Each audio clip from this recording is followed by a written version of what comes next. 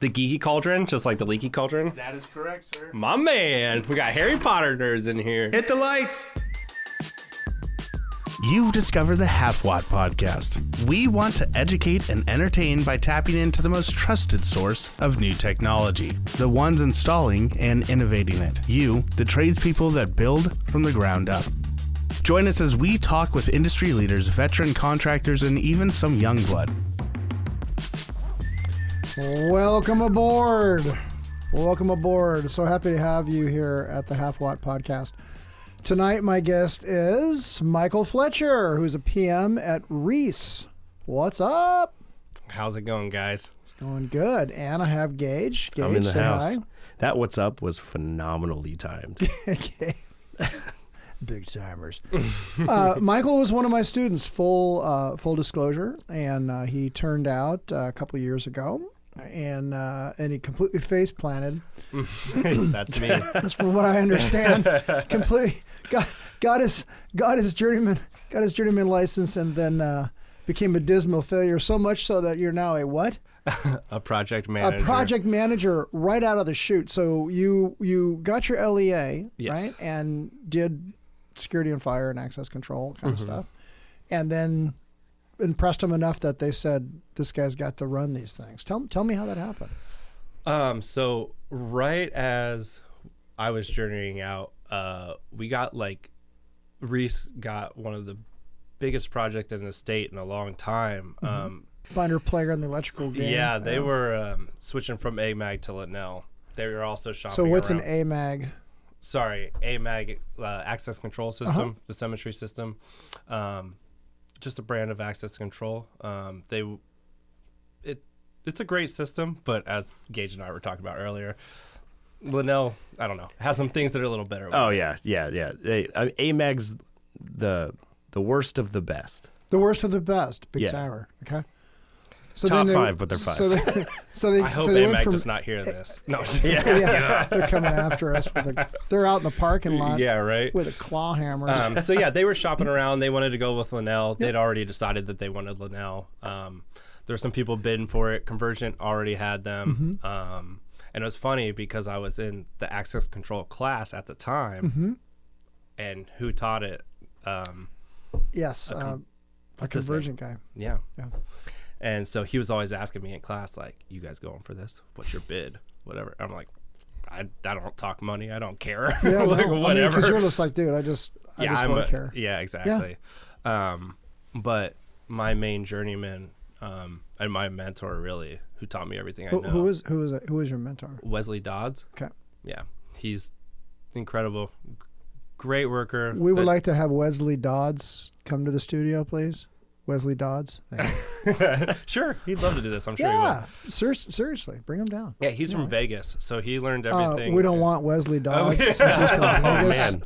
So no, bring him down. So, honestly. Yeah. Get his buddy. Yeah, his background's all like everything. He done a lot of fire, a lot of AV. They did full school systems. They did schools from start to finish in Vegas. Excellent.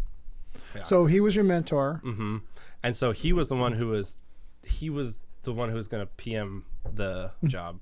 So me and another guy, an old school LEA, Mike Thompson. Okay, I remember the name.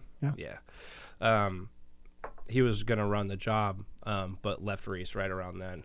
Ooh. So yeah. So then we kind of divided up into some crews. We had to manage to do 110 sites in 1 year. Yeah, because you're doing standalone sites. You're doing access to substations and that's a lot. And there's a lot of. Is it security or just access control?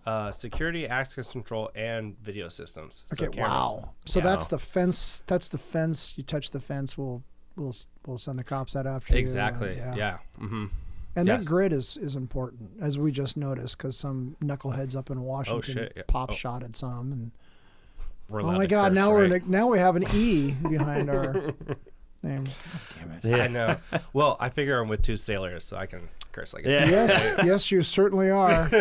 Is this where we take our clothes off? Oh, no. That's another podcast. So yeah. Anyways, it's a new name. I was just like one of the dudes on the job, and eventually I just started running all of the crews. So what happens? So you show up and you already knew the product. Oh yeah, absolutely. So and you were familiar with Linnell. So you started putting in Linnell and you're kicking butt and taking names and. Yeah, so I started having to go to other sites, especially for the Intrusion part, the Bosch part, and started programming everybody's stuff. And then eventually I just started running all of it.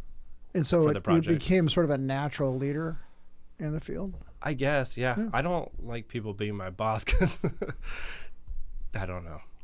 No, that's fair.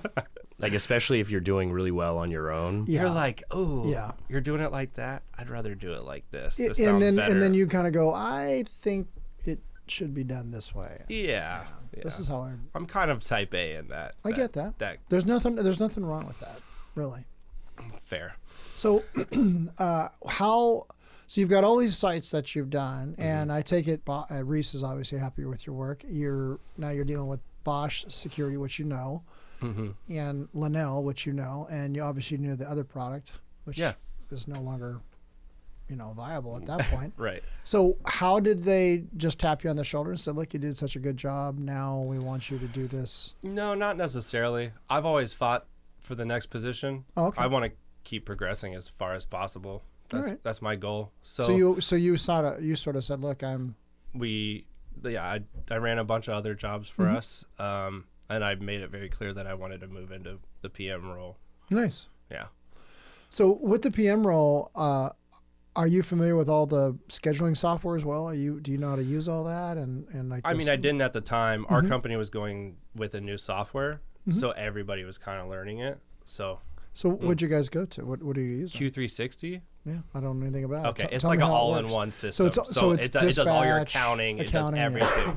Counting all your service calls, everything. So it's all site-based. So everything is just like, this studio, right? So it would have every project that we did at this studio. It would have every service call that happened here, all the products that you had, the as-builds, everything associated with it. Oh, wow. That sounds so helpful. But with an all-in-one system comes a lot of glitches. Because we looked at that when I was at PSI, and we saw some of the software, and I saw the potential of a lot of it, but I also didn't see. Make sure my vest is off because it will cook me. I also I could see its potential, but bad data in, bad data out. Right. Yeah. So if you're taking an old database and converting it into a new database, and then you don't really set it up the way you want. And we tried not to do that. We just converted the projects that we had at the time. That's smart. And then we went from there. So we didn't put all our backlog on there. So we have this horrible customer drive still that lives in our system. You're just like, you go to the file and you're like, oh man, I don't want to deal with that. It's a mess.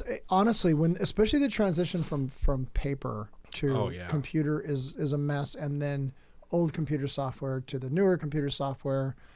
It can drive you wild. It can really drive you wild. Yeah. Yeah. So tell me, what is it like being a PM versus being in the field? Are you still doing some field work too? No, I don't do any field work. I do get to help out a lot, which is what I've always loved to do. Is like, I love to teach people what we do, and I love to be able to impart more knowledge on people. Yeah. Like, I love that stuff. That's great. So people get to come to me with the problems on what's happening and what we're doing, and I can try to solve those problems. But it's a lot. And I think that people in the field definitely underestimate what it takes to be a project manager, and you think they're just you're lazy bastards who just like drink coffee and bullshit in the office. Yeah. But I have 100 jobs of it doesn't matter if it's a $40 job or a $2 million job. I still have to know it as much as possible in and out and be able to explain it. So who's handling your permits and stuff? Do you do the permits too, or do you have a permits person handle? I release the task for a permit, so I request permits from someone else who actually goes and gets. So you guys have a dedicated permit. That is a stroke of brilliance. Yeah. I've operated in both environments. Having a PM also handle the permits is ludicrous. It's ludicrous. There's way too much shit going on. Oh, exactly. Yeah. But we do. Your focus should be on the meetings, on the agenda that the GM's got, and where you're at. Exactly. And what is the timeline? And when I've seen PMs that don't have, they got all this spare time, I know I'm dealing with somebody who know what the hell they're doing. Oh, I have there's no no spare time. spare time. Yeah, as a it's PM. great. It's like, oh, you have all this vacation. When the hell am I supposed to take that? Yeah. Like, Yeah. What happens when you leave? Right. yeah, it's not like the email stop or No. the coordination stops. I mean, that's our job, is just coordination between and interdepartmental coordination as far as like all the way out to the customer. Yep. So. And you getting the parts where you need, the right parts where you need at the right time. You know. And it never works right. It never works. And we're always cursed for it. It's true. It's No, true. it's Yeah, true. is. It's absolutely true. So I PM'd in the field as a supervisor. Like I wouldn't say I was a PM, like, you know, sat behind a desk and put stuff in. Let me hide my badge there. But I PM'd mostly inspection work. So I would coordinate fire alarm inspection, sprinkler inspection, backflow inspection, stuff like that. And it, you know, for like 126 buildings, like That's a how lot. all that stuff happens at one account. Cram all that into 4 months, you know, run all these people. And I liked that kind of stuff. So more of like in the field superintendent is really what I saw it as, not necessarily a quote unquote PM, because you're like, you hardly go in the field. Yeah, I know, but we're kind of expected to be that superintendent at the same time. Absolutely. And I think that that's something with low voltage in general that's a rough game, because like Yeah. our jobs aren't always, you know, $1 million jobs or whatever. 10, 15 grand, I have to know it inside and out. I don't have a dedicated superintendent that's like going to be like on site every day, you know, line everybody out. I have to do that part. Yeah, and you get good relationships with other contractors and other firms. Oh, absolutely. And then they spec you because, hey, we want REECE because, you know, you guys did this, you guys did that, you did this good job. So the better you get at it, the more business you pull in, and then pretty soon The more work you have. The more work you have, yeah. And then you need 2 PMs. So, Yeah, we're pretty overloaded right now. I mean, I don't know. REECE It's good. is on a pretty good growth spurt. I mean, it's gotten It's ridiculous. large. Yeah. I think, I started and we had like 6 or 7 techs in the field when I was an apprentice. And then Right. now there's a lot more. You guys have a lot of techs. Yes. Well, that's also a sign of the industry just growing in itself. You know, now you guys do everything. I know you do fire. You do. We don't do much. No. You don't. Not really. You don't do fire very often, so it's almost all security and It's access? all access control and security. Yeah. Wow. Video systems as well. Yeah. Lumped in there. Right. Yeah, that's true. Because I have a lot of Video and access control. Yeah, I'd say typically, security is like the third wheel in that. for sure. It's like it's tacked on because access control is almost more important to most companies now, right? Yeah. Yeah, and almost access control by itself, if you have a good system, it basically is security. It's like the more expensive system. Absolutely. Yeah. Yeah. You know. can. Yeah. Yeah, Because you can get- you know exactly what you've locked down, what you have not. And Yeah. it's funny because everything that we do security wise now, we run outputs like back to Linnell to tell Linnell what's happening exactly. in security because no one's watching a security system. No. But like you have live feed of like, especially Linnell is just like boom, boom, boom, boom. Here's your alarms. So everybody wants to see it in real time. Double pull, double throw contacts. Hell yeah. Well, explain that. Explain it to people who don't know what you just went through. Okay, so yeah, so a door contact is basically just a device that has a magnet on the other end. So you'll put the door contact in the header of a door, the magnet in the door, and basically when the door is closed, that magnet holds a relay shut, which tells the system that a door is closed. A read relay, right? So It's a read switch. Yep. Two wires. One that goes in, magnet closes it, goes back out, shows that the relay or that the actual run is closed. Double pull, double throw is 4 wires. And the reason for that is if you do have like a security, and you don't have to, you can have outputs go from, like you just said, from security to access control, and there's nothing wrong with that. Some people just want to have, input boards, as part of their access control. So basically you can have one door magnet going to 2 different systems to tell you what the door is doing. So you could have one to tell the access control Right.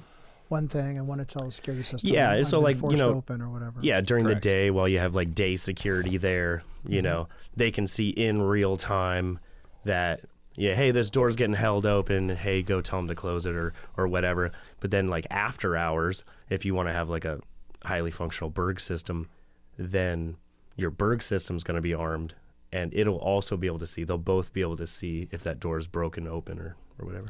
Yeah. Makes a lot of sense.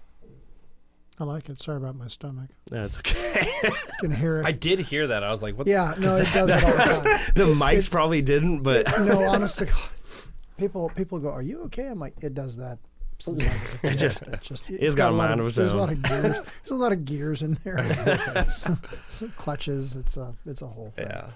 So that's and so, I guess what I want to impart to our listeners is, we've always talked about the apprenticeship. We've always talked about the idea of, of getting out, getting ahead, right? You're a young guy. What'd you do before you did this? What and what prompted you to get into being an electrician and then eventually becoming this baller PM? So before this, I was an industrial sewer. Okay, big time. I sewed bags, mostly cycling bags for like couriers, people like that. They're waterproof messenger bag kind of style bags.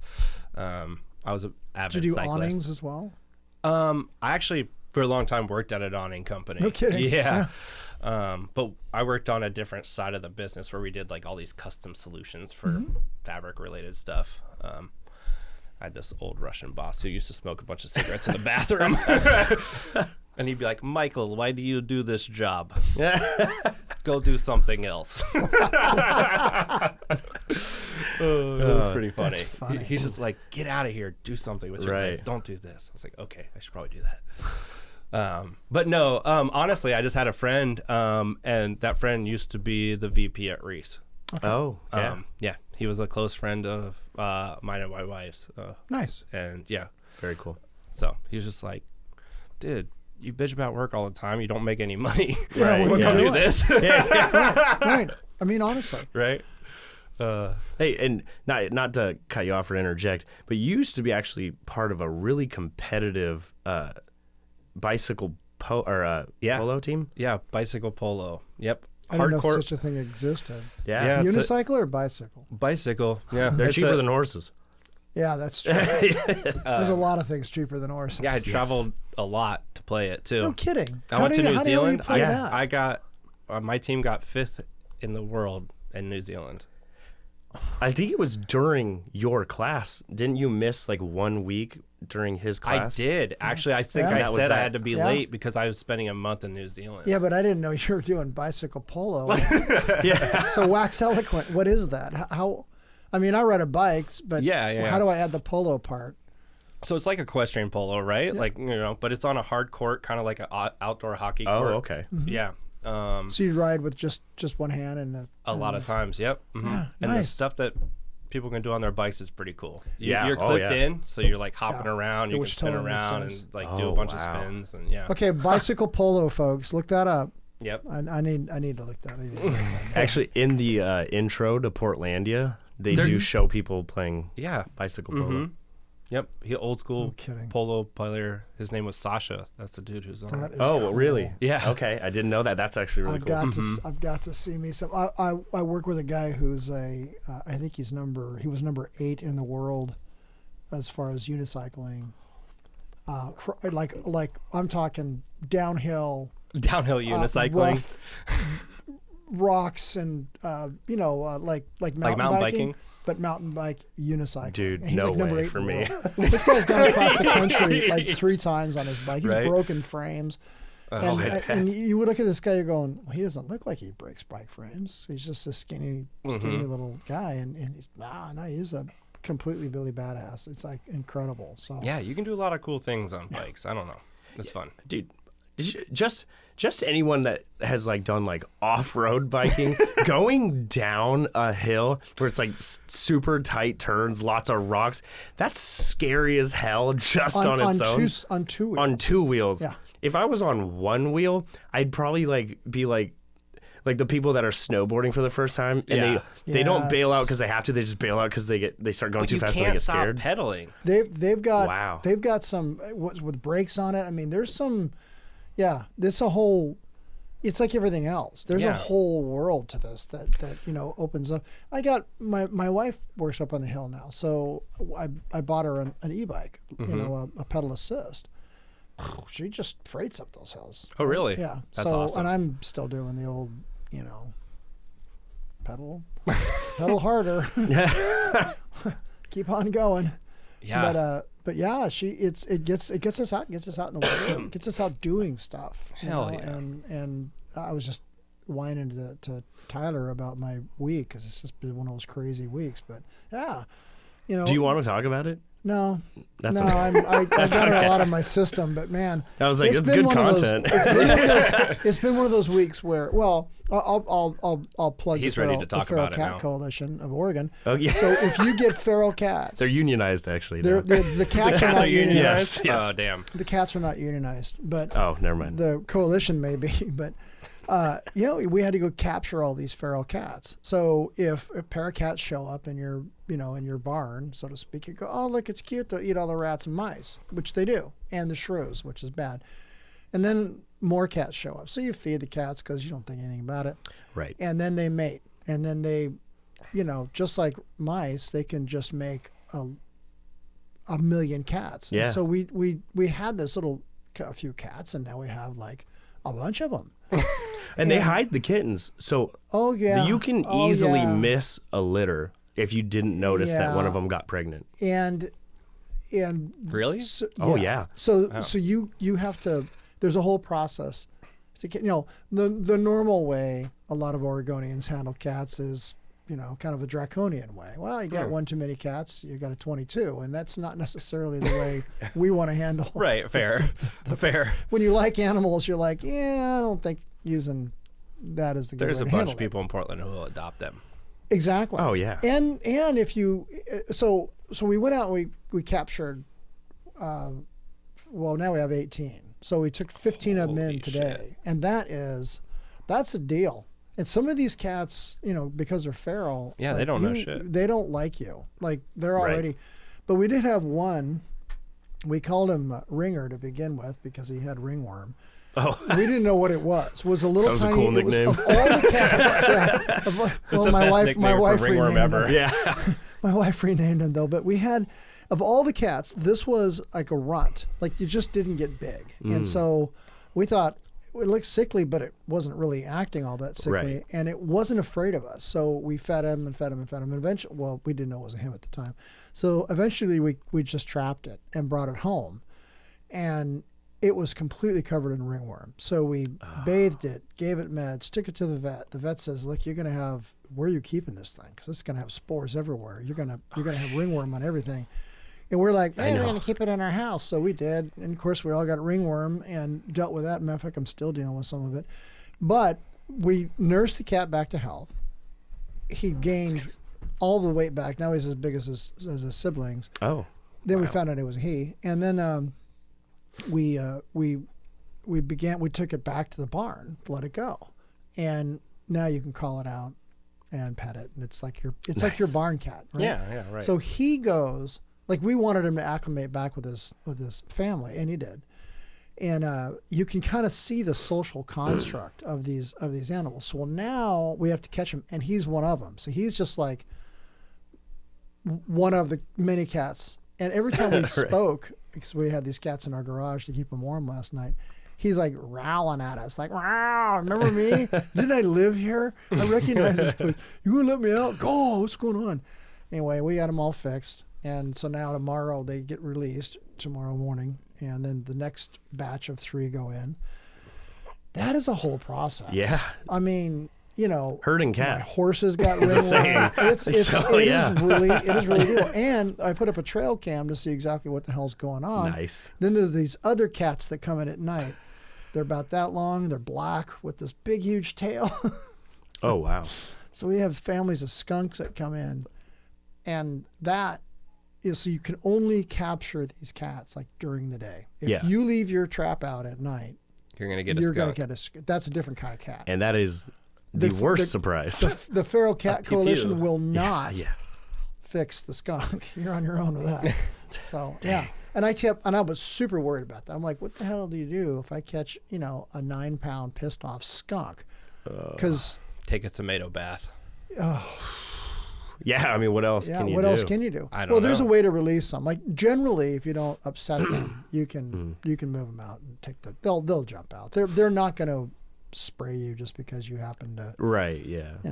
But still, it's just another, issue to deal with. So it's like, oh my God, man. So we have that going on this week, plus the rest of life, right? Cat skunk can work, dude. Yeah. Cat skunk can work. Hey, man. Makes the world go round. It is. It does seem like it's not that big of a deal, but it's so time consuming, and that's what none of us have. It is.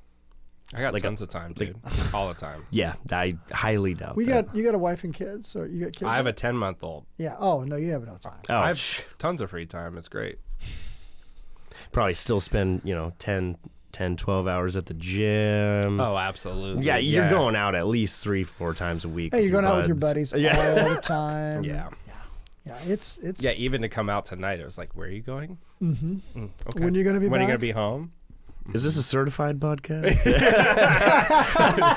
Is this a UL listed podcast? Yeah, exactly.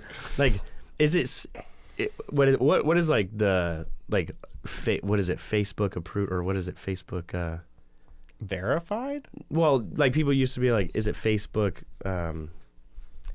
God, this is not good radio. No, I have no idea what you're saying. Verified or This is yeah, where whatever. we need those sound effects. We need a Pew, sound pew, effects pew, board. yeah, exactly. But it's like, are they on Spotify at least? Apple Podcasts? Okay, you can go. You just need that verified check mark, dude, and then you're good to go. Man, they are stingy with the check mark, man. They are. Well, no, you can buy one. Now it's $8 a month on $8, Twitter. dude, big timer. Elon told us it was $8 a month. You're verified. Hey, you know Smartest what? guy in the room. Mm-hmm. You know what, though? My blue check mark would be worth genuinely as much as at least half of the blue check marks that were on Twitter anyways. Probably. Like, Sure. Yeah. If I'm with you. If I mean, if you're doing the Twitters. yeah, like Instagram models, they got the blue check marks. I'm like, all right, well, I mean, if I'm a podcaster for a intelligent, like, electrical podcast, I'm not here to beat up on Elon, but did you know that Honda Motor Company, yeah, that small, you probably heard of Honda. I've heard of Honda before, I mean, once or twice. do they make lawnmowers? If you see I a think, car, there's I a had good a chance it 91 might Honda be a Honda. Civic as my first car. It got totaled because my neighbor backed into it. It had a small dent. And they're like, this isn't worth fixing. Yeah. 91. It's totaled. Yeah. It just about $49 billion. $49 billion for a company. For Honda Motor Company. They're moderately successful. Kind or of. Twitter's. Yeah, Right. Which, right? Or you could have a whole... Twitter was more expensive than Honda. Yeah. No. Absolutely. No. Honda was... No, I said, yeah. Just a little bit more expensive than Honda. Huh. No. That's what he paid for it. Yeah. Oh, That's gotcha. not what it's I'm worth. just saying, the whole thing in Ukraine, they think it's cost the Russians at this point about $48.8 billion. Really? Yeah, so you could get Honda Motor Company, or A war? the Twitters, A war. or a war. All that Well, Ukraine's at You about could get all 100 three for billion at this 150. point, but yeah, $1 billion. yeah. Big timer. Let me get my checkbook out. It's just amazing to me the cost differential. I Now, honestly I'm not a can't billionaire, even so what the hell do I know? fathom what that money looks like. Well, honestly, It's a lot. Like I bought into Twitter at one point and did make some money off of it. Did you? During COVID? Yeah, oh yeah, because it was selling for like over $20 a share, and then it tanked to like low teens. I'm like, a social media company is trading at. Well, I think I sold it again back at like $24. I was like, oh. Huh. I never invested like that. I have a couple of mutual funds, but I don't even know what the hell's going on. Yeah, it was a bored time in my life. Yeah. That's That's what COVID I was was just for. trying It's to, like like, yeah, invest make in a little stocks bit you of don't money. understand. I'd make and like then, $100 Maybe I'm make gonna buy like $50. a Go Bitcoin. spend it You're immediately. like, dude, I put in $400 and I made $35. So Hey, I baby. have $435. We're Good going work. to Burgerville. That won't even cover the cost of Burgerville. I'm done with Burgerville this. sounds okay. No, I can't be an old man on the podcast. You sound like one. Thank you. You're the kinda sound youngest like person one. here, too. I am. Yeah. Damn. By what, 6 years? I don't know. I'm 33. Okay, 7 years. I'm 34. And not a day older. Not a day older. Back to the feral cats. 58. Dude. Yeah. Okay, well, you don't look 58. I feel it. I'd give you a good 48. I'd give me 48 too. Anyway, feral cats, you want one? Yeah. No, absolutely not. No, I'm allergic to cats. Claw Sounds your- awful. claw your Yeah. eyes out, Really? man. I didn't know that. Yeah. Well, because Mike was just like, oh, dude, we live around Portland. People are gonna adopt those cats. It's funny you say that because I have a buddy. He doesn't live in Portland, but he works in Portland. He's a fire sprinkler guy. He lives That's up. a fire sprinkler monkey. Thank you. Yes, Jeez. monkey. And he lives up in Woodland, up 20 miles past the border, little town. Anyways, he got 2 feral cats, adopted them from some like farmer's barn, just right out the barn, and he let them out in his house because they were like. That's a good call. This is this is grade A. That's right? a good Yeah. call. Good job. But what happened? he had the best story ever because for sure, I don't know if he knows this, but it was best case scenario. Like they would only travel through the shadows and dark areas of every room. So Oh, the no floor kidding. is lava for cats. Exactly, yeah. Like they'd travel around the edges of the room, and then you'd see them Floor like is lava. just like jump back into another shadow and like turn around and like lay down and like look around and then like hide in the bathroom. And they just did that for weeks. He was like, yeah, I feed them in a dark closet, I was like, this is actually really cool. Like, I didn't realize you adopted 2 bat kitties, like Batman. But anyways, yeah. Did you name them Batman and Robin? I wish. No, I think they were both females. But yeah, eventually it got to the point where they were comfortable with him, didn't want anything to do with him. But they were like, well, he feeds us. And then he let them out, and they immediately went to the barn, would come in sometimes, but would mostly he'd find them eating mice or rats, and then they'd come inside to get warm for a little bit, and then they'd go back outside. Right back out. I'm like, okay, dude, for sure that was best case scenario because this could have gone horrifically bad. Well, it's like those people who get like raccoons as pets. You're like, Right. that's going to be nothing but a disaster. Yeah. Right. Absolutely, just tear your house up. like, oh, you got an adult, you have not a even like trash a little can. one. This is dope. Yeah. Look at this. Yeah.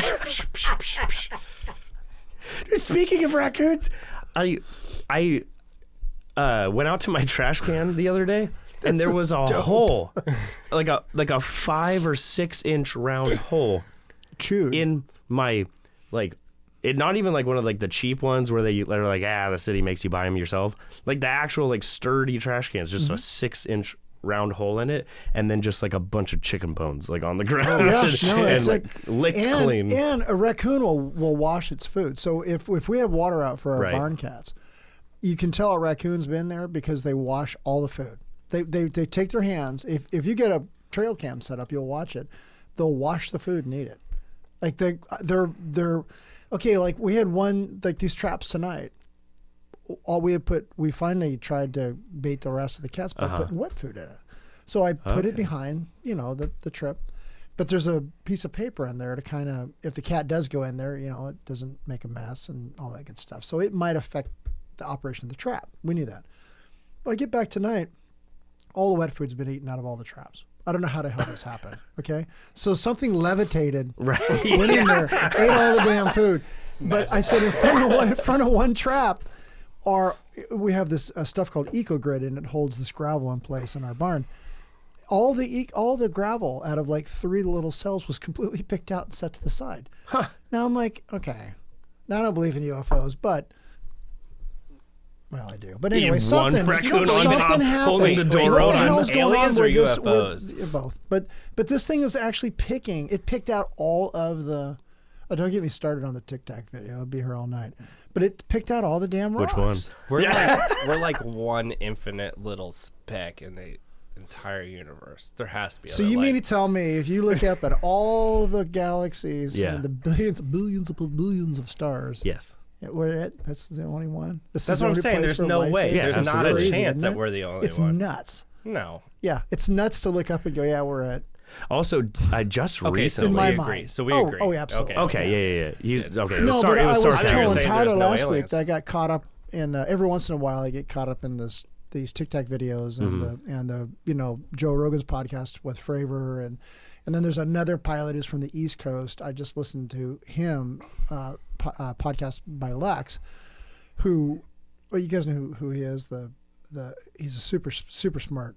I'm pretty sure. Yes, he's like a physicist, and he has us sit down with people and talk about the science of things. Yeah. But this pilot from the East Coast talked about his experiences on the East Coast with these things. Oh.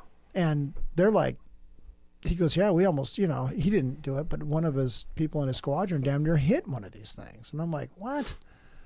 And they described it.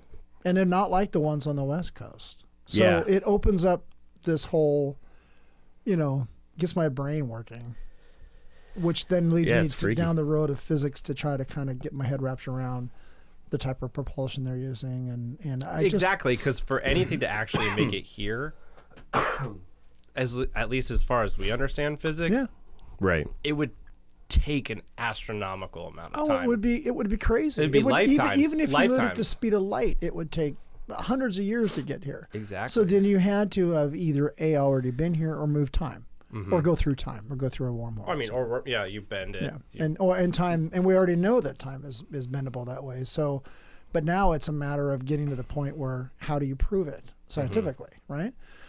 And so with the advances that we've seen in quantum computing, we're right on the cusp of even with the Higgs boson, right? Yes, and the new particles, and I can't pronounce what they are, but the ones that are better than electrons, because electrons are like chaotic. They're like, whoa, they're all over the place. So that chaos that they have generates heat. It's one of the reasons that electricity generates heat is because the electrons are not like in a row straight. They're like herding cats. They're all over the damn place. Wow, full So circle. this new particle that they knew, Perfect. they theorized existed. Episode over.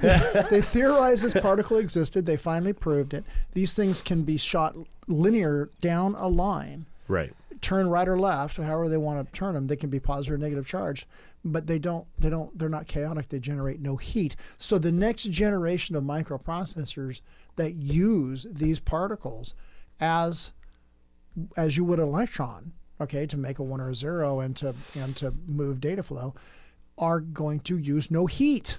So now you've got that with quantum computing. You're right on the edge of fusion in at least two different designs of fusion reactors out there. One's up in Everett.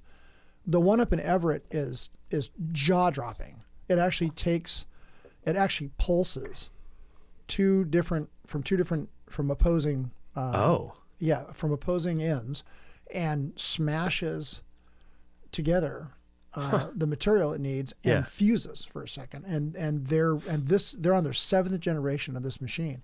It doesn't have the residual radiation that you get in the standard fusion reactor, which is what they're producing right now, where you always are going to have highly radioactive materials when you're done. This thing doesn't have that. So basically, like when scientists, because nerd talk, but like the Nerd bottom, speak, nerd speak. You guys need a soundboard for sure. Otherwise, I have to do all the noises. The bottom of the periodic table, like I don't know. I haven't been in high school since 2015. Since high school, yes. But like the bottom 15 elements have never been found.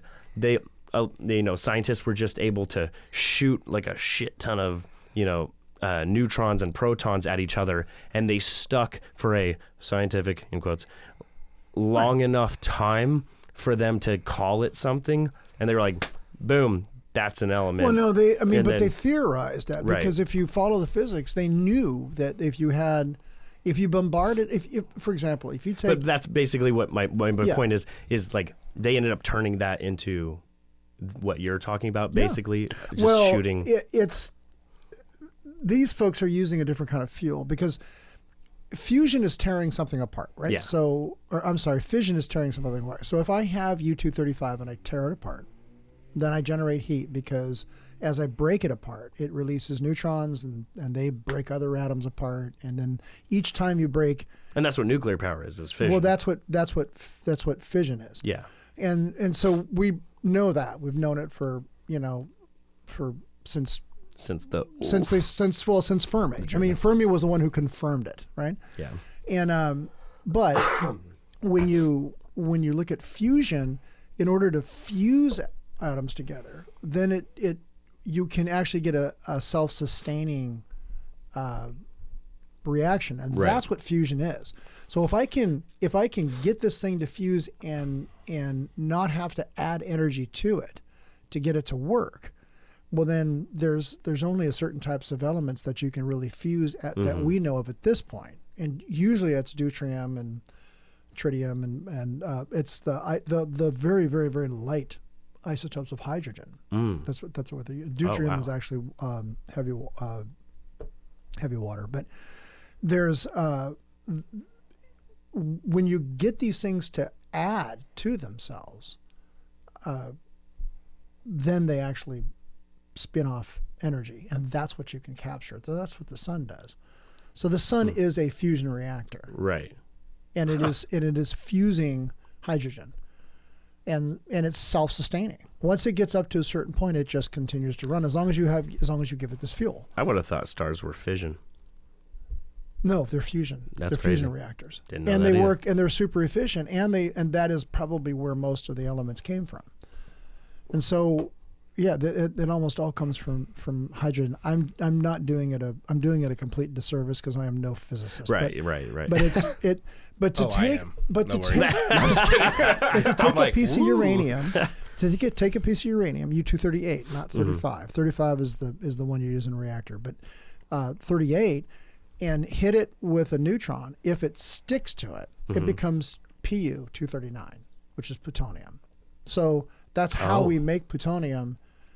That isn't naturally occurring. Is you make it? Yeah, you put a reactor. You Just put give you this 238 little in neutron, it, baby.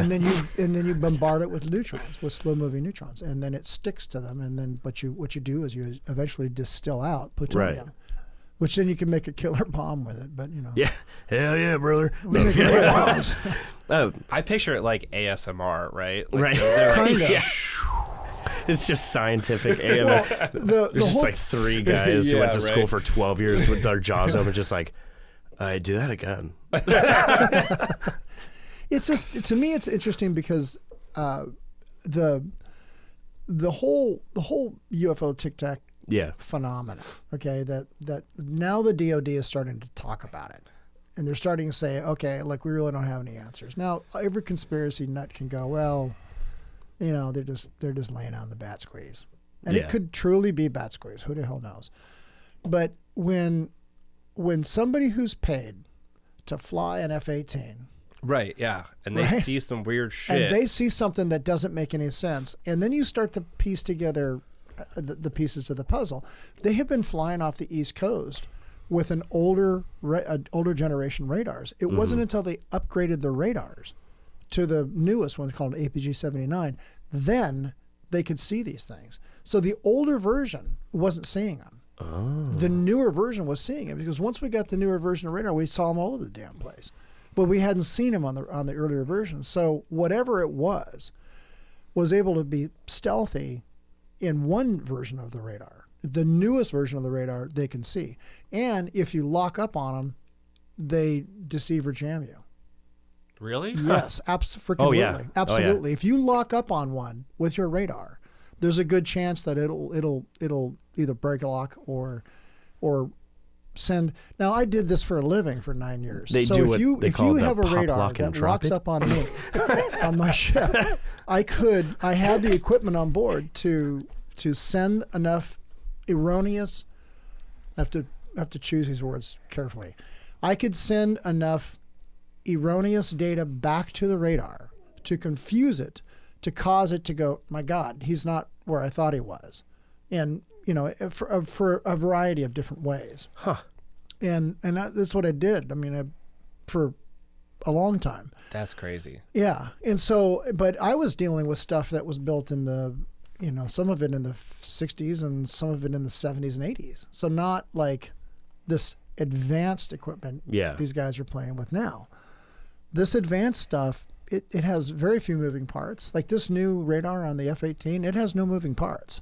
It doesn't have an antenna that scans in a special pattern. It's an all-phased array. It's the difference between like a hard drive and like a SSD hard drive. Yeah. Mm-hmm. Well, like even the stuff that we're like doing in security these days, the LiDAR stuff that's coming out. So tell me about that. That stuff is crazy. So they have sensors now that are they're not using PIRs, they're using LiDAR. Yes. So that is light radars. Correct. Yeah. Yep. So you're bouncing light out and then so you can use it for anything, and it's kind of like mildly terrifying. Why? Because you can use it for crowd control, because you can emit pulses that people cannot physically be around. Yeah. So like you can just crowd dispersal, right? If you don't want people to be there, boom.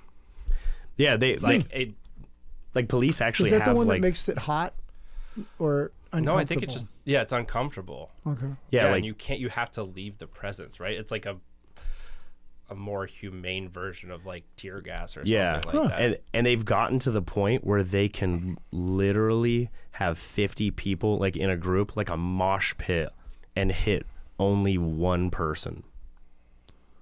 Like who's putting this out? I know that it exists, but I mean, who are we installing things like that? It's like very large companies who have lots of data centers who will remain unnamed, but we all know who they are. Yeah. They are buying these things. And they're selling them to You're police departments installing now. these things? No, not yet. No, but it's definitely something. You're not on the installing, horizon. but you've seen these. Yeah, and it's coming. They're at all the conferences. Like No kidding. If you go to Vegas, you can see it all. So that was a technology that the military used Yep. for crowd dispersal. It was a big array that would pop up off of a tracked vehicle. You aim it at the crowd, and they all go, "We need to leave because I don't feel right." It doesn't cook you, but it doesn't make it. You won't die or anything like that.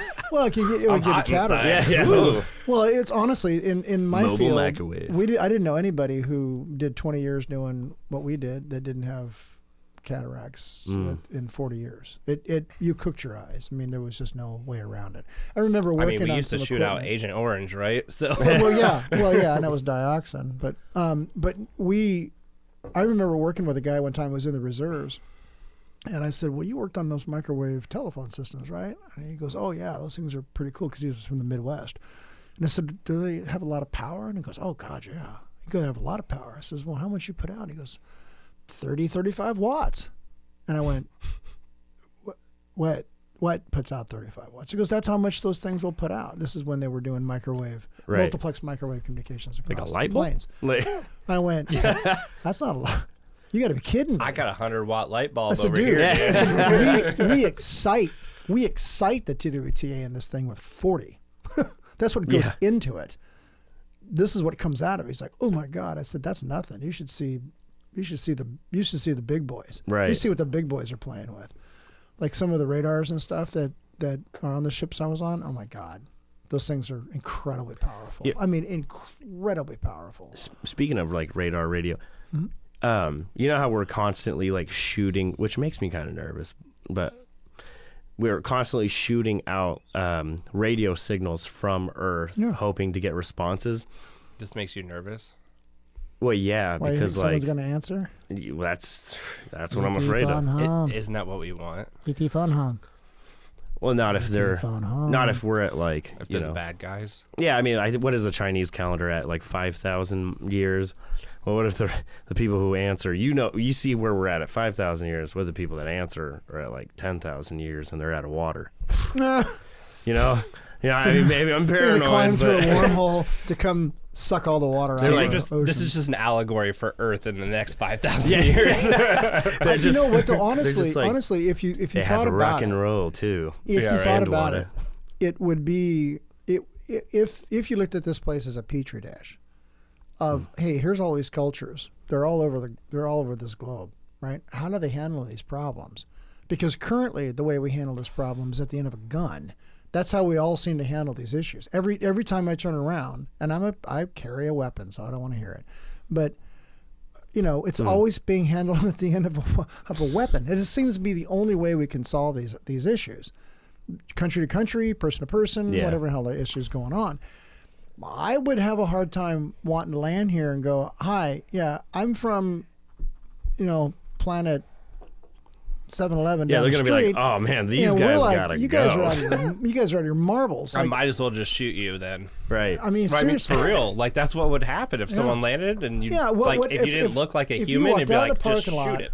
and ran into a guy some glowy guy in the parking lot, how many of us would cap him? I don't know what this is, so, well, see ya. Better safe than sorry. I didn't know what I didn't know. And it makes me wonder why we're not more attuned to, look, if there is something out there bouncing around, acting weird, put it to you this way, if I had to visit us, you know what I would be? In stealth. That's what I would be. If I had to come here from another planet and observe, you would not know I was from another planet. You're very right, because we even shoot things we don't need to. Absolutely. Like elephants, we don't even need them. Oh, we yeah. just shoot them because we want to. We're like And it's not ivory. even like we want to carve their tusks, so we cap. Yeah, it's just like 5,000 Mr. Jimmy pound. John wants to shoot an elephant because he can put it on his trophy room or something. You're know? absolutely right. And so, Like, at why would some you come point- here? I wouldn't come here. So you get the gambit. You got people over here inventing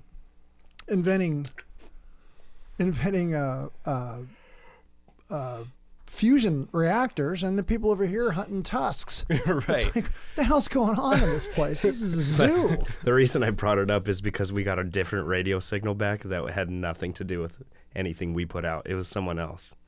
This is the Low Volt podcast, right? It can be anything you want it to I be. love it. This It is doesn't great. have to be. We just want to make it technically kind of on the cutting edge and relevant. Yeah. I think LiDAR is definitely that. Dude, I think it is too. I thought LiDAR was a different technology when you first said it because there is radar, right? And then there is the higher frequency as you get closer to light that you can bounce and get more information back from. So it's not visible light, it's not infrared, but it's below that and it's close to that spectrum.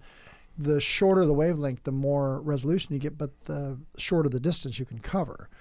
But what you're talking about is the technology that is to break up crowds and that isn't using, CW or chemical warfare agents, which I get that. And there's also some sound-based technologies. Yeah. That are pretty amazing. So you're saying in some of the high-tech industry server-type places that you have seen, and we're not going to mention They're any just names. entertaining the ideas, I think. Okay. That would be interesting because the one that I went to quite a bit, which is in Oregon, their security system was about as tight as I'd ever seen. It's crazy. Like very tight. And everybody who's high security now in general, at least that I see, is using at least a bunch of thermal. Everybody has thermal on all fence lines. Really? So besides touching the fence, which I know that's like a fiber optic cable, you're familiar with that system, right? Yeah. Is that the piping that you see in the fence line? But we actually use a sensitive? cooler technology What's now that? than that. So one of the ones that we're installing actually uses accelerometers. So it's just a RS-485 cable. So just normal 4-wire cable, right? Okay. Just copper.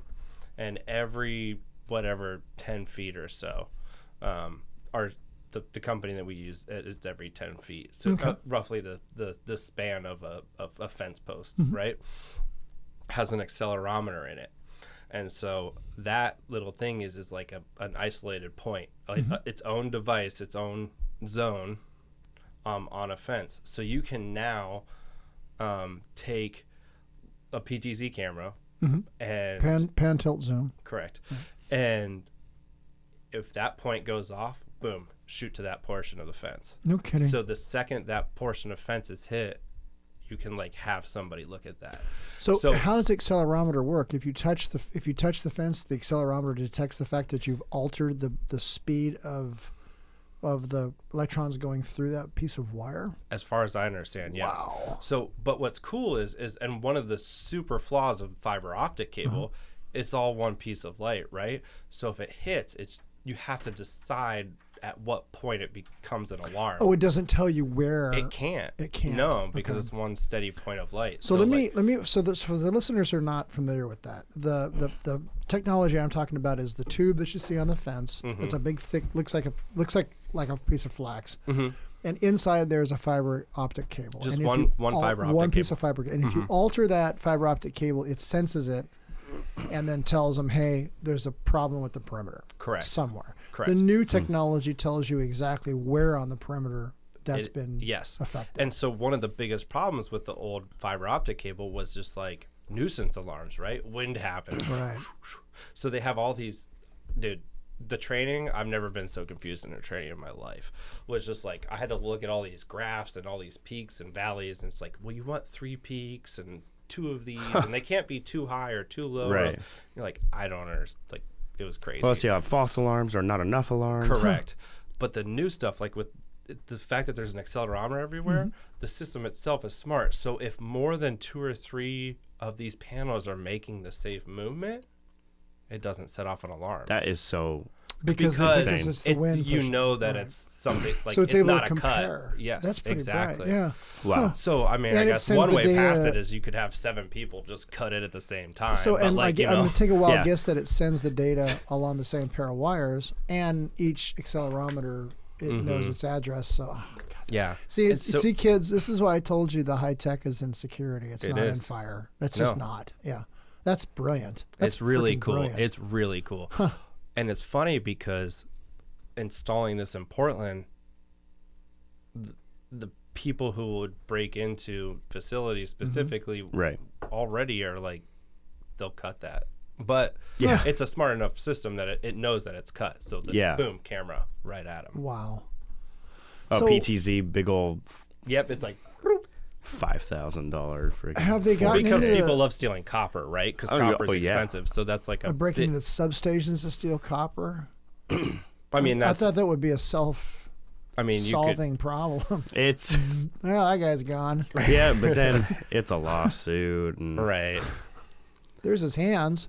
like, we had 8 signs up. Yeah, but you didn't have a 9th that said that the there ninth was... sign was the one they were missing.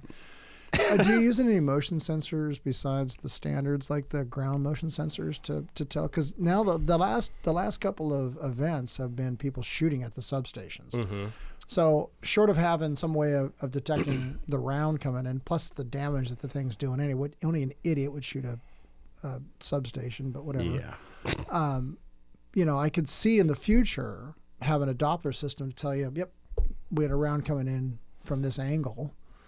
They already have that in other. If you're Army people know this. If you fire an artillery round, we have a system to say, well, here's the trajectory of the round.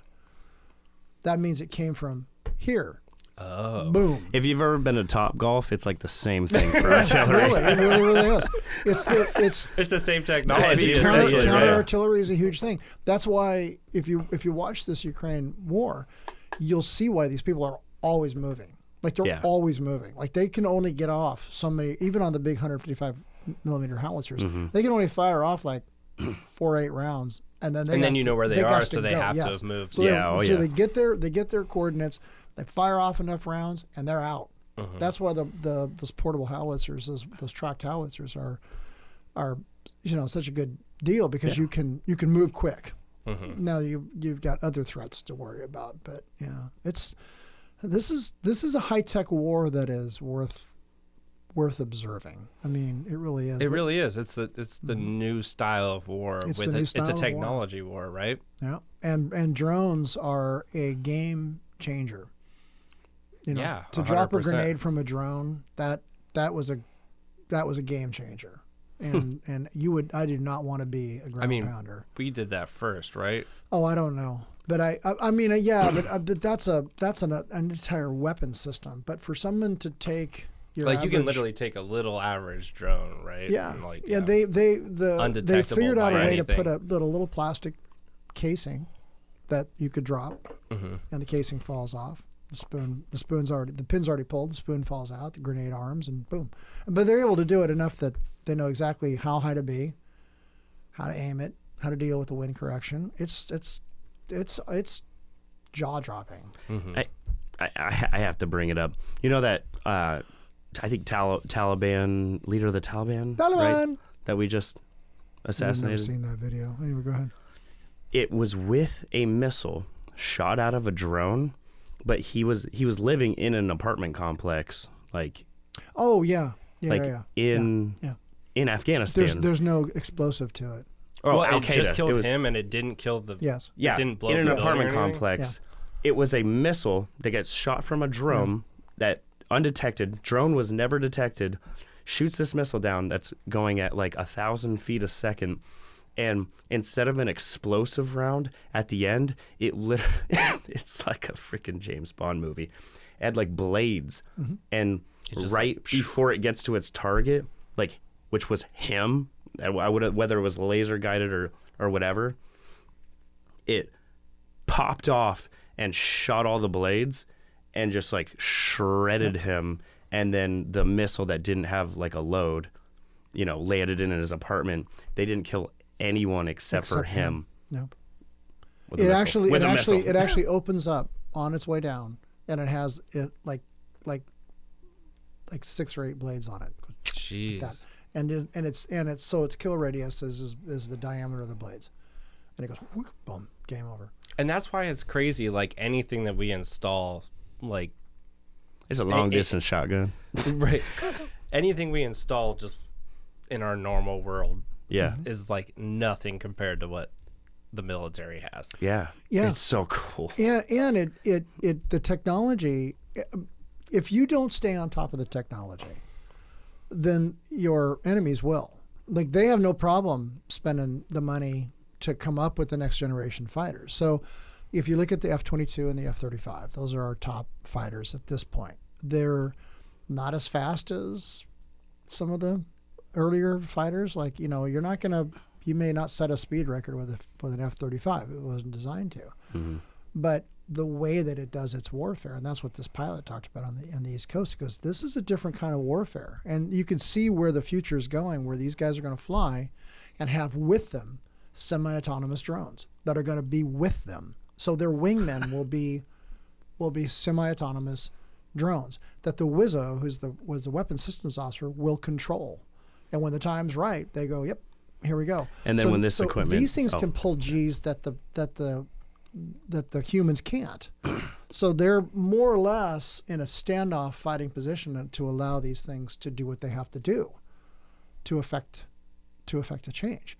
So the dogfighting that we've all come to love, a Top Gun and the F-14, the F-18 and all that stuff like that, being replaced with machines that will dogfight. So here's a weird question that I'm just thinking about right now.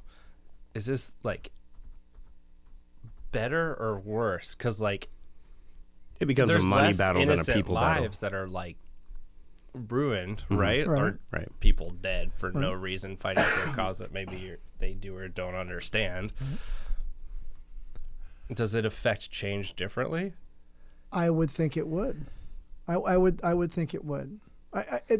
To me, the technology change, and I tell students this in the classroom, I look at the technology changes from 1900 to 2023. Let's take the 123-year span. My grandma was born in 1918. Oh, wow. Right? Oh, World so she War didn't I. even have like an in-house bathroom. No, not at all. Right. No, and no power. No, at that not point. at all. No, and outhouse, no power, and probably no car. She was a Midwest lady. Like maybe rich people had it, but no, they certainly. No, I was just going to say that was right after World War I ended, okay. Yeah, okay. But power in the house was not. That was a new thing. I mean, that was wow. It was in the cities. It was not uncommon, but in the country, it was absolutely uncommon. Oh yeah. How are they going to drive? How are you going to get the lines out there? Right. Plumbing. Right. I mean, they had party lines all the way up until the 70s and 80s. So if you had 3 or 4 houses on one line, and you get 1 ring for this house, 2 rings for that house, 3, and you could Becky pick up would any just phone. not get off the phone. You could pick up the phone and listen to a conversation was happening from your neighbors talking on the phone. So POTS They better lines not were be talking shared. shit, bro.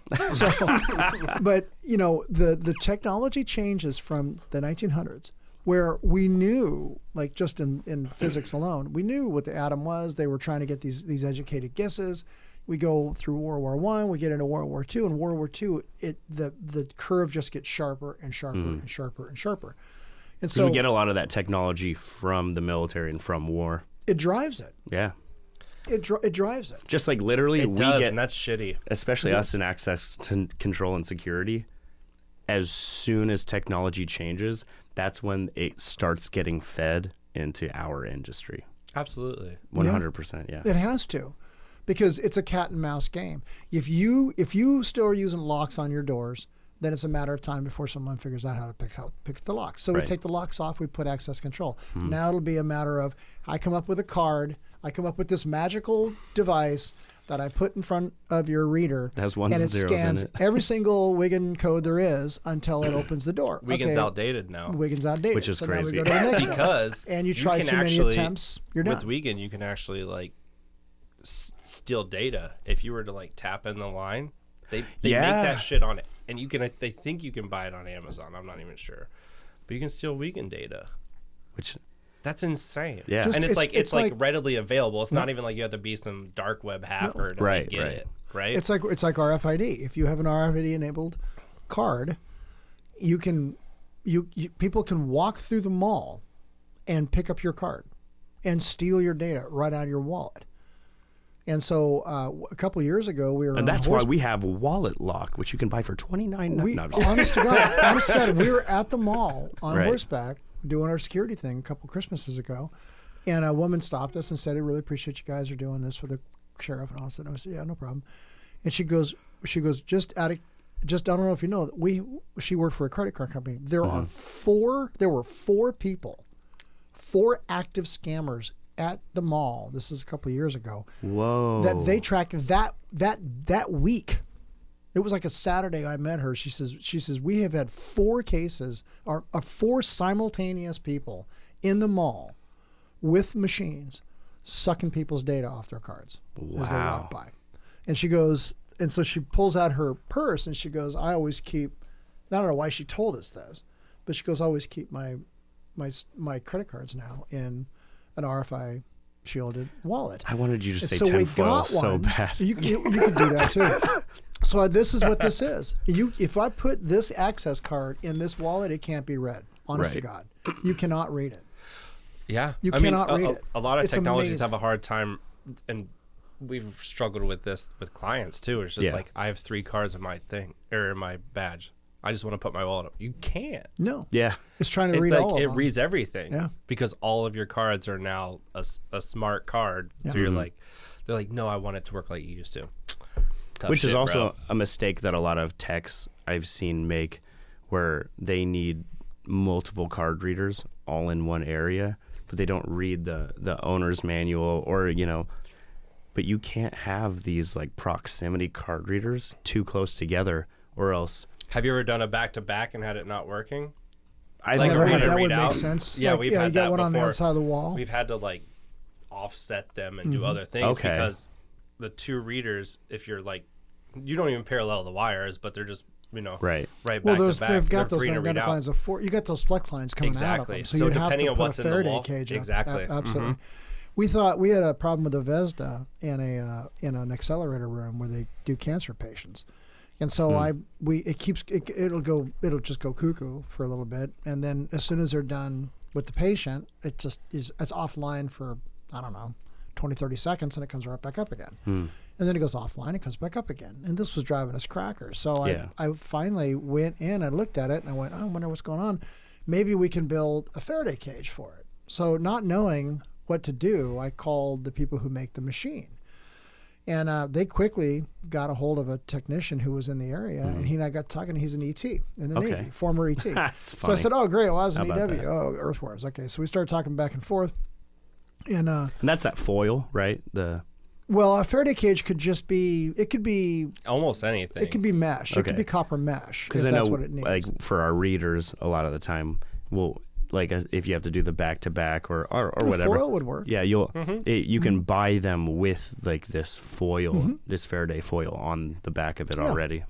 Because Faraday said if you put a man in a cage and energize the cage, the electricity would flow around him. Right. And that video I show in Specialized Controls of the guy who's doing the maintenance work on the high voltage lines, where the helicopter comes over and he arcs it, and they bring the helicopter to the same potential. I remember that video. Yeah, and I will always. cool? remember that video. And he goes, "I'm only afraid of three things: electricity, women, and heights." As he's crawling along this thing With 10,000 volts. So I said, "Well, what do I got to do to stop this machine from freaking out?" And I says, "Is there a Faraday cage?" And he goes, "Do you know what this machine does?" And I says, "Well, yeah, it's for cancer patients. I'm guessing it fries cancer." And he goes, "This thing makes neutron radiation."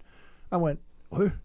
He goes, "I said I thought it was an RF radiation." He goes, "That has that component as well, but we create a beam of neutrons and RF radio frequencies." I said, "Both?" And he goes, "Both." He goes, your machine is in the entirely wrong spot. He goes, matter of fact, it should be bore-sided with the machine. So when you walk in the room, this is a 16-inch thick door, okay, that opens up so that you can get access. So the whole thing's in a big box. He says, you notice that the operators sit directly in front of the machine, on the other side of the wall? Yeah. I said, yeah. He goes, that's because that's where the radiation is the least.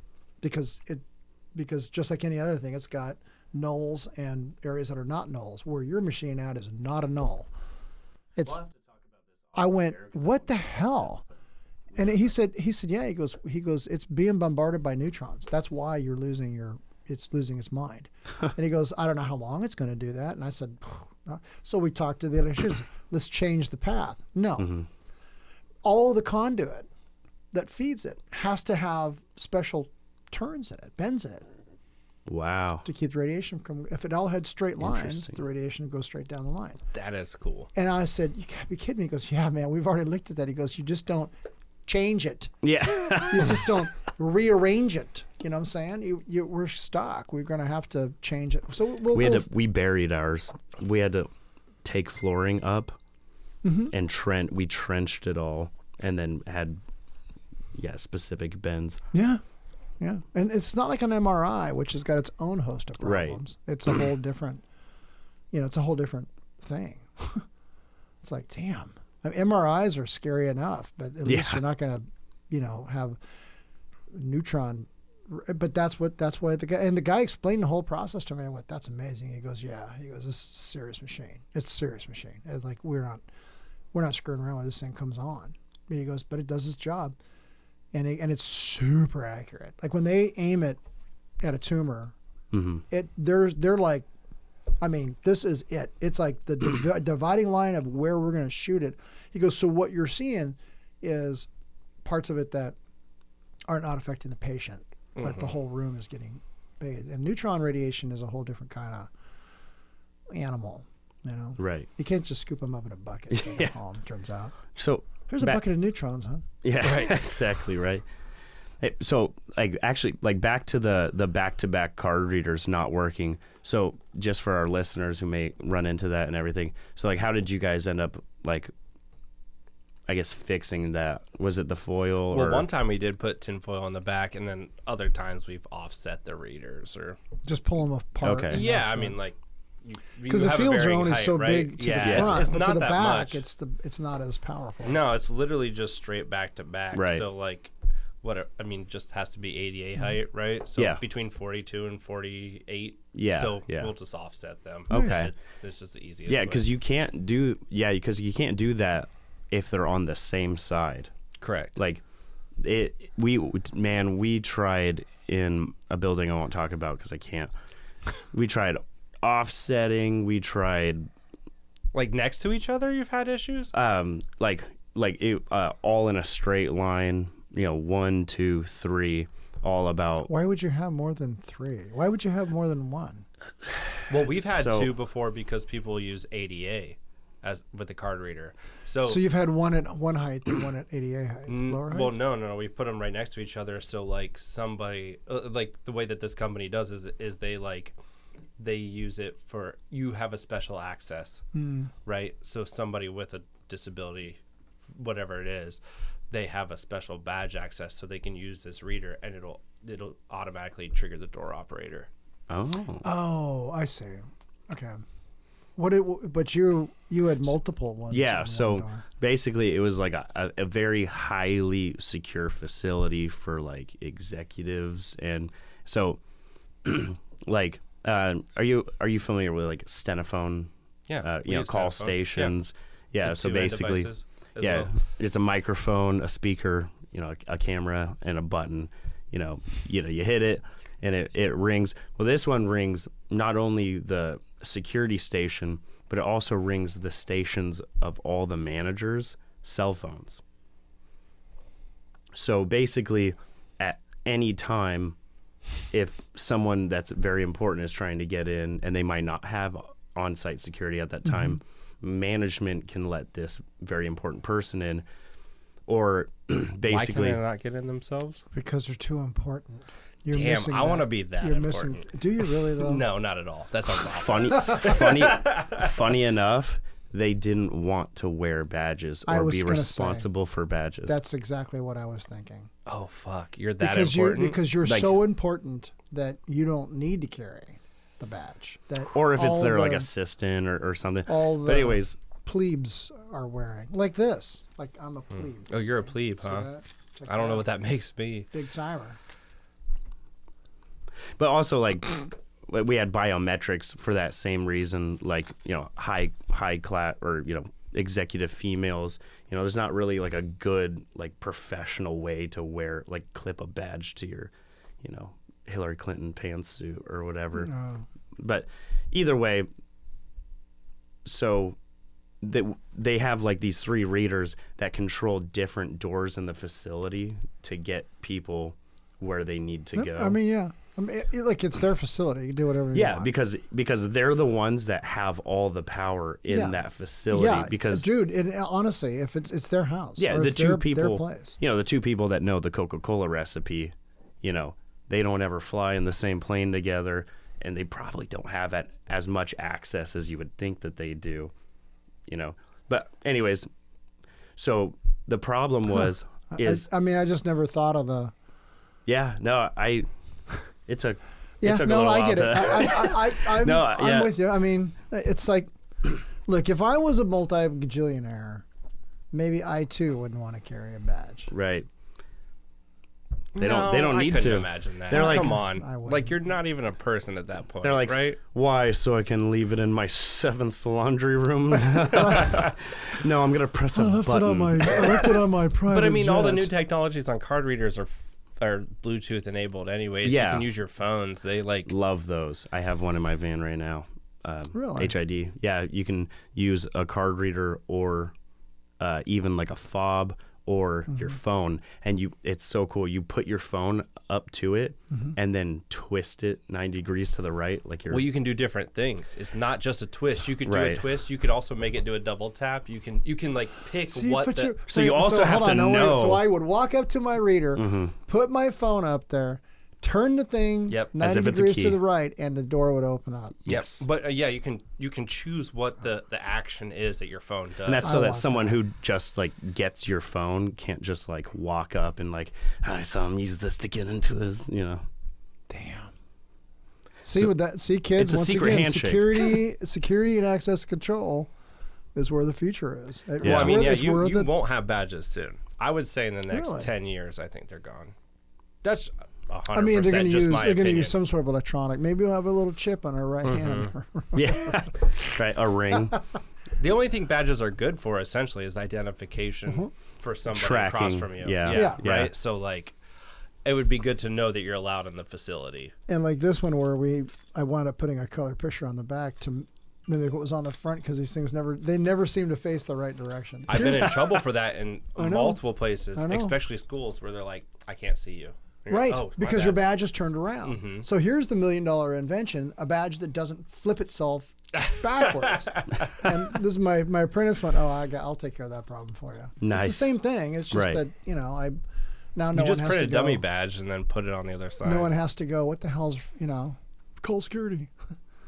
But, Who's this guy? But yeah, so after a month, these 3 readers that were stacked on top of each other, you would think that, you know, all the proximity that's coming out of them, you know, you might accidentally scan the wrong one. mm-hmm. None of them would scan or read, like where they would usually read 1 or 2 inches out, like on your way in. Like you could rub it on it, like massage the reader with your badge, and just would not, because they had just, you know, complicated each other. We switched them out with the pre-foiled readers that are way more expensive. Still did not work. You have to have, if they're going to be on the same side of the wall, you have to have that 6 inches. That would make sense. And you can't charge your client for that. That's your mistake. mistake. But if you think about it, you've got these flex lines coming out of this thing. So empty service calls. So you got these flex lines coming out. That means that there's enough electromagnetic radiation coming off of these things that if they're too close together, it seriously cannot read. They drown each other. They drown each other out, especially if they're the same frequency. It would be great if you could say this is channel 1, this is channel 3, this is channel 5. Ooh, that's actually a really good idea. But they may not even have any frequency deviation. No, but they can't because readers are either reading at high frequency or low frequency. There you go. And so I don't think it can get that specific. I don't think you can get that specific. And then you'd have to have cards that were tuned. Which is why like people who want to have like a dual technology, right? So someone who's going from an old card to a new card, right? You go from Prox, which is like an old technology, to, I don't know, whatever, yeah. Whatever it is. I-class or multi-class. Sure. But those are different reading. The only reason that those are compatible is because one's high and one's low. Yes. Right. And so you can't even, like, there's a bunch of limitations on that right now. So think about your home, though. Like, this is Jesse's realm, but think about your home in 50 years in the future, 25 years in the future, where there's no key, there's no light switches, there's no, it's all handled by computer. And I mean, this are homes like I barely use any of those things right now. Really? Yeah. You have all that technology built in your home? Mm-hmm. I actually don't use the physical locks on my doors anymore. Well, I actually installed electrical locks instead of a key. Yeah, and then so I have keypads on all my doors. My phone is tied to my garage door. Right, so. there you go. And so, as things get automated at home, it's, the only, I think the only drawback to that is if, you lose connectivity or whatever, and there's no backup. But other than that, I mean, honestly, it makes it easier for you to live your life. It does. And it does tell the man what's going on, but, I don't even have to turn my fish tank off at night because it just knows when to turn the light off. That is rad. You just have a smart switch on it. Oh, yeah. I mean, I guess I haven't had a fish tank in a while. But Oh, is it really? And way cheaper than it probably used to be. But, yeah, my fridge, it's only a year-old Samsung, one of the really nice. Do you have the little pad on your fridge? Do you have like the smart fridge that has like the the built-in display? It was already over $3,000. I didn't want to pay the extra $2,000 or $200 for the screen. Wow! But it doesn't have buttons on it. I completely control the thing from my phone, which I also control my Samsung TVs from. Right. Really funny because I'm an Apple guy. I have an iPhone. I'll never switch. I've tried to switch. I always go back. But no, it's awesome. Like. There's no, it told me when my filter needed to get changed. I changed the temperatures, and it'll tell me if my door was left open after 20 seconds. I like that. So all that technology, So what you're saying, it's already coming, yeah. It's here, but it's here. It's going to be where everybody will have it, like the next generation, like fully stuff. integrated into your society. You won't get a refrigerator with buttons. You'll have to use Bluetooth, or you will have to use this. I mean, I hate to say, I don't want to be a stick in the mud, but if you enjoyed manually doing stuff, that is going to go away. Yeah. I mean, it just will. I mean, in some regard, but you can find different ways to do different things manually, right? Like you can't. Right. I mean, I guess there's 3D printers that are printing houses, so maybe you're right. But I'm just saying, if as time moves forward, right, we shouldn't be shocked 25 years from now that they're going to build a house, a 3D printer machine shows up and spits it out, and most of it, all the modular wiring goes together, it's all smart. I mean, they're doing that in Europe. Europe's kind of ahead of us anyway. So then they, and look at vehicles. Oh my God. Like in vehicles and in home automation. There's stuff that you can't get in America that the Europeans have been using for 10, 15 years. Oh yeah. Special heaters and some of the is it Sweden? So one of those countries is making fireplaces that are super advanced. I mean, really advanced technology that just aren't approved here yet. Not that there's some conspiracy. Yeah, not that there's anything wrong with it. It's just not. It's just not. Besides the technology difference, they're built there, right? And some of the technologies, they want us to buy stuff. Even with car manufacturers, like there's been like I've seen interviews where like car manufacturers are like, yeah, like we came out with this new model and it took years. We were already selling it, but it took years to get approved in America. This is the first year you guys have it, right? But because first time I was in Singapore was '84, and there were Toyota Cressidas. Would they call them Cressidas here? That's not what they call them there. I went, look at the size of that Toyota. I've never seen anything like that. And when they finally came here, no, they were big. Oh, okay. There were taxi cabs in Singapore. And I had, it was not called a Cressida, but the equivalent car is a Toyota Cressida. Oh, and there's not a very super popular car, but it was like a mid-sized sedan. But in Singapore, where you can't have a car that looks like hell, like you just can't. Like they'll beat you over the head or something. It's a whole thing. Wow. But no, there's like no rust on your car. Yeah, they're very specific how you live your life in Singapore. It is. Well, Hank Hill is the mayor of Singapore. The cleanest city I've ever visited in my life was Really? Singapore. Yeah. You don't chew gum in that place. You do not chew gum there. Well, I figured it wouldn't be a city in America was the cleanest. No. But no, Portland, #1 cleanest city. Number one clean city. Portland. #1 Especially bullshit. right off of I-5. Wow. Yeah, that's rough. That's some rough areas. I used to live Wow. off 205, so Oh, really? don't anymore. Yeah. It's not as bad Good as it for was, though. Honestly, they cleaned it up quite a bit. I just drove it the other day because I had to go up to, It was around election season. They cleaned it up. Yeah, but either way, I don't care. As long as it stays, I'll stop saying that. Yeah, but it's just it looks a lot better than in certain areas. Right.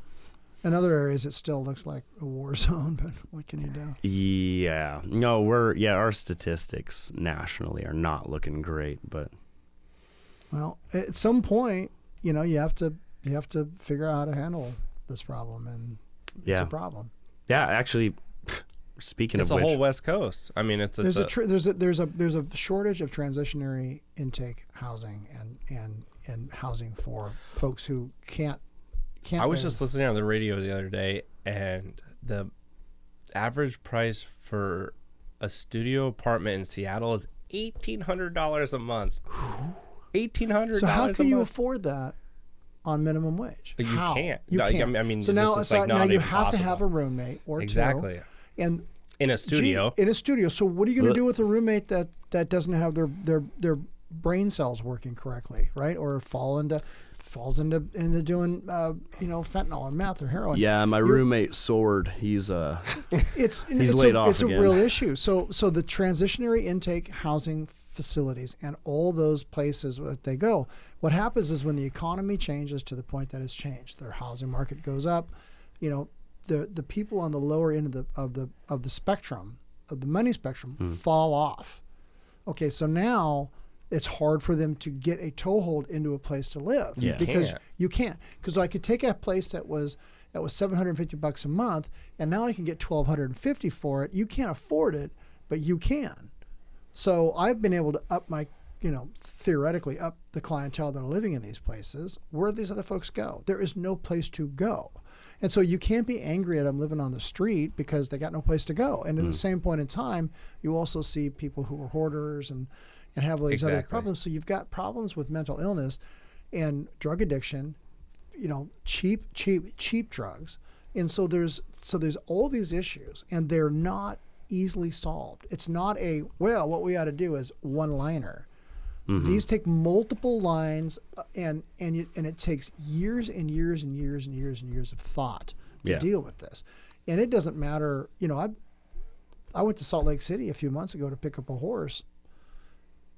It was not like driving through Portland. It just wasn't. Oh, yeah, it was I guarantee not you. like driving through Portland. It was unbelievably clean. Really? Everywhere I looked, yeah. Oh, yeah. But Utah I was is. just doing off the freeway. Mm-hmm. So if I had to drive from Seattle to Eugene, I could tell you, what I could see off the freeways. Mm-hmm.